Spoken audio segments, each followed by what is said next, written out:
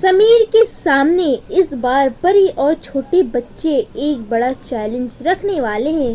परी सीधे समीर और रिमझिम के पास आकर कहती है, अगर तुम्हें हमारी माफ़ी चाहिए तो पहले हमारे साथ एक चैलेंज पूरा करना पड़ेगा।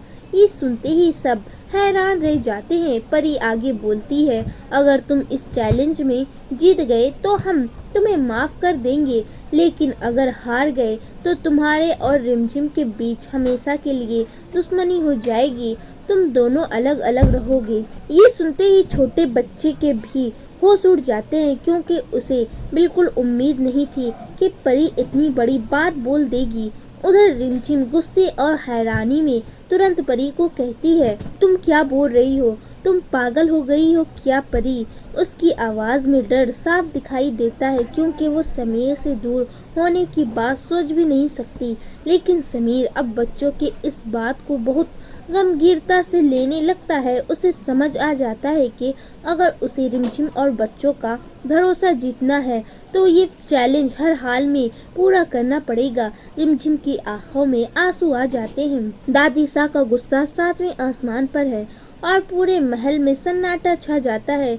लेकिन तभी कहानी में आता है सबसे बड़ा मोड़, क्योंकि चिंटू डरते डरते कहता है कि उसे ये बात करने के लिए मजबूर किया गया था। अब सवाल ये है कि आखिर कौन है वो इंसान जो रिमझिम को इस महल से निकालना चाहता है? कौन है जो परी को इस्तेमाल करके इतनी बड़ी साजिश रच रहा है? और सबसे बड़ा सवाल, क्या अब भी रिमझिम खुद को बेगुनाह साबित कर पाएगी या फिर हमेशा के लिए इस महल से निकाल दी जाएगी? इसी जबरदस्त ड्रामे के साथ एपिसोड की शुरुआत होती है। दूसरी तरफ कहानी थोड़ी हल्की और मजेदार भी हो जाती है, जब रिमझिम पढ़ाई से परेशान होकर कहती है, कितना बोरिंग है ये सब, मुझे नहीं करनी पढ़ाई। और तभी समीर उसे समझाने के बजाय उसके साथ चिल करने लगता है। दोनों के बीच एक प्यार सा कंपटीशन शुरू हो जाता है, जहां हर सही जवाब पर चॉकलेट मिलने वाली होती है। समीर पूछता है 15 -15 और रिमझिम तुरंत जवाब देती है 10, फिर 7 + 8 और फिर से सही जवाब देकर चॉकलेट जीत लेती है। लेकिन असली मजा तब आता है जब समीर पूछता है, अगर बेड पर 4 बंदर है और उनमें से 2 भाग गए तो कितने बचे? परी उधर उधर देखकर कहती है, यहाँ तो सिर्फ 2 दिख रहे हैं।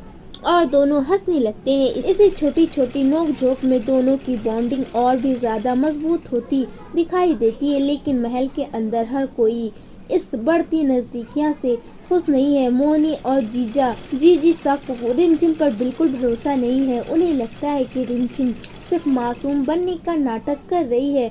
मोहिनी गुस्से में कहती है, उस बंजारन ने पहले हमारे लाडले को फंसाया और अब मासा पर भी जादू कर दिया।